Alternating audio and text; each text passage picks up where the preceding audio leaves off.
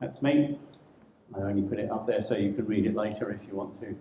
You can find out about what I did in various things. But the most important thing here is I do various things with the automotive sector. I do things with the automotive sector, which the EU determined in 2014 was a major IoT system. And I got to that because 5 years ago, courtesy of IBM, they noted that there was 103 exabytes of data a day being generated by the automotive system, which is orders of magnitude greater than the IT systems in this world. So to me, this was a place where you needed to solve problems, and that's where I set out to do that. I'll talk about cybersecurity as an emergent property, what it needs to be legally sustainable, which is one of the things I haven't heard so much about so far, but my clients, they expect to be in court in 2 years, having to justify why they didn't kill people unnecessarily. And that is concentrating their mind, shall we say.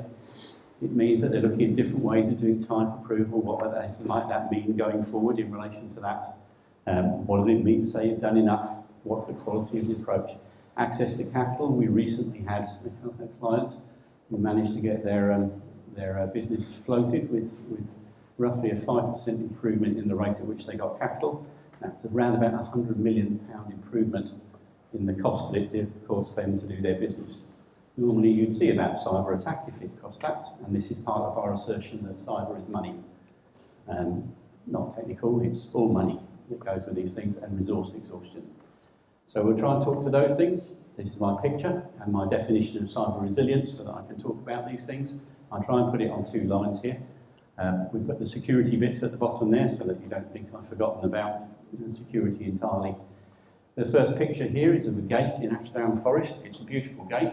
There isn't a fence around it, as you can see, but it is a beautiful gate. We seem to spend a lot of time finding what we want our IoT components to do, which I see as a lot like finding the gate. Over on the far side there is an example of a building in an earthquake zone. Very often we find that when we make things stronger in earthquake zones, they shatter, as in we get catastrophic failures. We don't seem to have done enough of discussing, do we want catastrophic failures, or do we want things to degrade much more gently, shall we say? And it's a design decision, because at the moment we're trying to use all the sorts of things that we've talked about for ages in small-scale systems and put those into there. If you were a chip manufacturer and doing a chip around which your client's system was breaking, because you'd made it so strong that it couldn't be used effectively, that might not be a good outcome, and you may not be in business forever. And in the middle there, I've got an example of a real-time poisoning of a... So this is a cyber attack. This is actually on an IoT sensor. So nice to see these sorts of things, and it's basically, that is something I can affect worldwide by actually attacking the chipset that sits underneath it. And that's part of reminding myself that you can go in at any level you want. It doesn't have to be at the protocol level, it doesn't have to be at the data level, it can be at any level that you want. So what we've noticed is that there are conflicting objectives and responsibility. You'll notice here that very often what we get is a situation where we talk about security in the abstract. But actually, I do security in order to achieve safety, or I do security in order to achieve privacy, and I do it in order to achieve business value. These are actually often conflicting objectives within the same system, but the most important thing here is you already have board-level responsibility for these types of things. You've got people that are going to go to court for that, and you've got people whose name is on a bit of paper. But there are actually people that care about these sorts of things. This is a very tidy slide. The questions I ask, and it's one of the things that I think is really important, is who's the defendant, who's liable, who's the plaintiff, what court, and where. So not have I done my risk assessment, where is this stuff going to do, and what does evidence look like? So has anybody thought about what evidence looks like in a safety critical case? It looks like numbers, it looks like probabilities. If it doesn't look like those sorts of things, then you're probably going to jail. And it looks different, but it's equally applicable when you're talking about GDPR type evidence. Different types of evidence that you present. And it's different when you're talking about things that you're talking about when I've been trying to make money out of things. The point about this is we can't just talk about security. We have to talk about how do we provide evidence into the primary objectives of the systems that we're part of? And it has to be in the format that is recognised by the courts in the various countries. We need to understand these things and how that fits. Because if we don't, then we won't get uptake. This is my definition here. What does the car look like? What does the system look like? Connected and autonomous cars are part of a complex, hyper-connected, bottom-up system with emergent properties, no guiding mind. This is an IoT system, really, isn't it? I don't get to fit these things. Worse than IoT systems, and I totally take on board your point.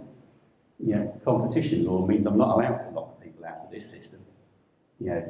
Though interestingly, we get priorities. You get safety trumps personally identifiable information trumps competition in general. So when you get conflicts, you've got those sorts of things being made as decisions. It's intertwined, interdependent components, adaptive behaviours. If Renault changes their car, it doesn't help me when I'm forward with my engineering practice. So there isn't a way in which you actually get to go across the piece on these sorts of things. And yet, you have to deliver something that you're able to talk about safety of life on. And this isn't something we have to do in 10 years' time or 15 years' time. This is something they expect to have to do in 2 years' time. I agree the court case may not occur for another 5 or 10 years after that, but the cars that have got this in are already out there. Cyber resilience. I've given you a few examples here. This is the famous Jeep example, so I won't talk about that one. Apart from to say that I am fairly certain that people in that Jeep would be very happy to be able to brake, steer, or otherwise avoid it going off the road. So when you're hearing people talking about when will there be automatic cars on the road, you should probably talk to the guys in the Jeep, because they were pretty convinced that that was under a control of somebody else. Pacemakers here, this is to do with manufacturers going out of business. You can look up the muddy waters and other sets of things here. That was 500,000 pacemakers that were not, that were subject to a cyber attack, and they didn't react. The reaction to that was not, oh, you haven't patched it. The reaction was to sell short the company and take it out of business. So when I say people are looking at this stuff as money, and this is the most interesting one at the end there. This is actually a Dieselgate one, not a cyber one. However, my clients have immediately mapped that across. So this is essentially, the financial markets don't like being lied to. If you go selling bonds on the basis that you know how to do cyber resilience, and you don't, that is lying to the financial markets.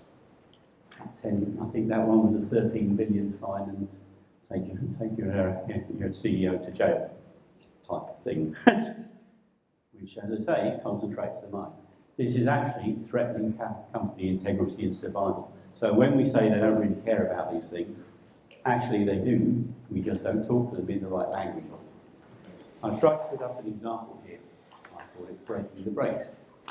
So ASIL-D under ISO 26262 is the safety standard. It's a safety critical thing. So I guess if I had a show of hands, most people would agree that brakes are safety critical. I guess, does anybody not agree? The point about that being, this implies simplicity, replication, 0 to a small line, number of lines of code, this sort of thing. And most particularly, somebody's signature is on the bottom of a bit of paper that says it's like that. Every vehicle you've got, somebody's signature is on the bottom of that bit of paper, which is interesting. So this is what it actually looks like. You've got an evolving functional braking system. You've got ABS, city and highway speeds, individual wheel braking, acceleration and steering, multiple sensors often augmented by machine learning, data fusion and algorithmic arbitration to optimize the system connected over a shared network infrastructure with 10 to 23 sensors, 1.5 to 3.5 million lines of code. That's an IoT system in spades that's supposed to be delivering safety critical. And I'm pretty sure they don't know that's what it looks like. So these are the types of cyber attacks that we look at. Contradictions that may arise in the data stream, denial of service, non-determinism, arbitration between complex algorithms. These are what we stimulate. Transition between analog and digital. Every IoT system I know has got that in. Error correction, as an input to machine learning, attack detection, attack management. So when you do systems of this sort, you have a control function, a control system and a functional system. The control system is supposed to keep your functional system under control. It's supposed to be simple. Unfortunately, the functional system here is much more complex. The control system is much more complex than the functional system. It comprises of millions of error cases and edge cases. So this is what things look like, not passwords, not, though those do exist as well, so please don't have it believe that that's not there. But this is actually how you exploit IoT systems, or how we exploit them. And in the face of that, we have to say that it's safe. You have to go to court with numbers. So we set out to do some definitions. We tried to talk about what resilience was. You're welcome to use this, and you're welcome to come and see me and tell me why you don't like this, or whatever. We actually put up the thing that said resilience is what we do, plus what you can insure, plus what the public authority or a third party is prepared to insure, to look after. So essentially, whatever I do, there's going to be some probability it's going to go wrong. The public authority has to take responsibility for that. If you look at motor insurance, we assume there will be 3,000, 4,000 deaths a year. We require motor insurance. So we allow that there will be some failures. But the rest of it is what we're responsible for as engineers. So when you're thinking about your IoT systems and you're thinking about how you're doing resilience in IoT systems, that amounts to a 99.99% probability that you're not going to fail in the face of cyber attacks. And my question is, how are you going to achieve that? Because if you're not, then you have a question. We also like to talk about regulation, because there's a lot of discussion about regulation. I remember one of the presentations here talked about how we'll be driven by regulation and compliance. The point about this, and one of the things that's been discussed in the auto sector, that is a mechanism by which liability is transferred. So if you tell me this is what I have to do, then this is what I have to do. If that means that it goes wrong in every instance, then that is still what I have to do. So the regulation becomes a proxy, and that's all you have to do. And we don't want standards. What we need is legally sustainable standards. I have any number of standards. In fact, I've just done a presentation for BSI and covered the 4 A4 sheets full of standards that are all static and have absolutely no use in getting me a cyber resilience system. And you can't take any of them to court. So this is what we're looking at here. This is your task, should you choose to accept it, and even if you don't. Essentially, there will be a point at which an event occurs, and before the point at which that becomes catastrophic, you are going to have to find out that it has occurred, you are going to understand what it means, and you're going to have to act on it.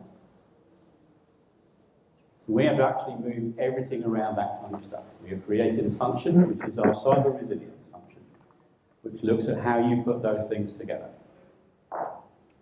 And this is based on the assumption and the observation that there is infinite space of attacks. So however much I do this, we have known since the middle of the 20th century that you are not going to be able to stop them, and you'll be able to model this. But it becomes a historical artifact at the point it occurs.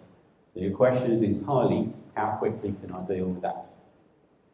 We have set things up based around a set of principles. We need to increase the probability of detection, understanding, and acting. Explicitly, we have set out to work out how many engineered differences do you actually need to have in a system. If it's all the same, it's all going to fail in the same way at the same time. And many of the things that we do to improve systems mean that we engineer them to fail catastrophically, on the assumption that it'll never get to that point. Here we know that it will. We have a continuum of proactive updates. How many ones ready to be uploaded you actually got to have in your device so it can be switched? Because I haven't got time to go away and patch it. It's got to have already been done. The certification arguments are things like the probability of detecting threats, probability of understanding those threats, the rate of deploying mitigating arguments, actions rather. We also need to know the time for a threat to propagate. How long does it take? Have I got an hour? Have I got a day? Have I got 3 months? And different ones behave in different ways. We need to be able to calculate the quantity of engineered differences and the frequency of proactive updates. And this goes into actually a set of equations that we use in order to actually prove the probabilities that we want around this. So we appreciate that it's going to fail. Our basic assumption is it will fail. We do not know a way to stop that. So we've set out fundamentally to move into the operational space from the design space and to be able to do those sets of things. So here, this is what we have to do. This is what we've set out to make sure we can do in the context of safety critical systems. This is our methodology. Our basic observation has been that the V model is actually not only not working for us, but is actually one of the principal vectors of attack that we're now seeing. It freezes the systems, as do the certification, as does the compliance. They all mean that the people trying to defend it are not able to move at the speed of the attacker, or even at the speed that the complex system is mutating, I have to say. There's not even that you need to be under attack. And if you get it right, you get to a situation where you can take on board emergent properties in the system. And emergent properties, as we all know, are worth 95% of the value of the economy. So instead of being a security person going, why don't you lock all this down so that you can't do things? We've appreciated you can't do that. The science says we can't do that. We've actually tried to move to being able to do this kind of stuff. This is what we've looked at in the monitoring and the simulation. It means that we've looked at things like highly automated real-time theorem proving, because you can't do big data analytics on IoT devices, but you can prove you're outside your operating environment. That's a relatively easy thing to do.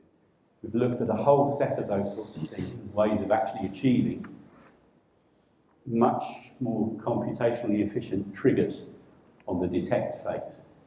So I guess what I'm saying there is that a lot of the things that we do just need to be used in different places in order to make this method work. The simulation there, we see a lot of stuff that's based around model-based simulation, and we've been interlaced with that a lot of game theoretic stuff. The thing here is to get situational awareness. Most of the events are not serious, they are not a problem. We actually need to understand those things. And the deployment, part of that, how many have we actually got in the world out there? Those are the things that we look at. I'll put this one up again just so that you can look at it and look at what the research agenda is. So this is our research agenda that we're working through on these. We expect to get a set of this stuff completed by July of next year. So we've lined up the work from the academic centres of excellence on cybersecurity, the research institutes around that, on malware propagation, the economics and detection of significant cyber events, the economics and understanding of significance of events, legal sustainability of actions to mitigate, introduction of significant difference, mathematical foundations to underpin, and the skill base necessary. Because the skill base you're looking for here is not the same skill base that we've been using. So in summary, we have a set of things here. To establish regulation standards that is in everyone's interest. That's what we're trying to do. But it can't be based around things that we know can't succeed. There is no point in doing something based on science that has already proven it can't work and just telling people to do more and more. Cyber attacks are emergent properties triggered by adversary for impact. Nobody knows how the connective infrastructure will evolve. These are things we have to take on board.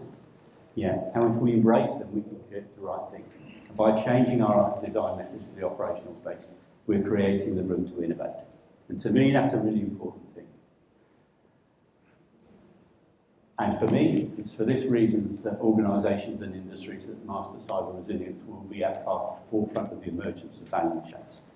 Because those that are busy saying it needs to be locked down will actually get left behind because they will not be able to address these things. So I guess I'm not going to read these things to you. But to me, this is important. We need to numerically describe, and we actually have the basis of a method here. These are the people I have to thank for helping us with this. If you'd like to be part of that and up on the thing next year, feel free to come and contact me. We're very happy to involve you in our process. Thank you.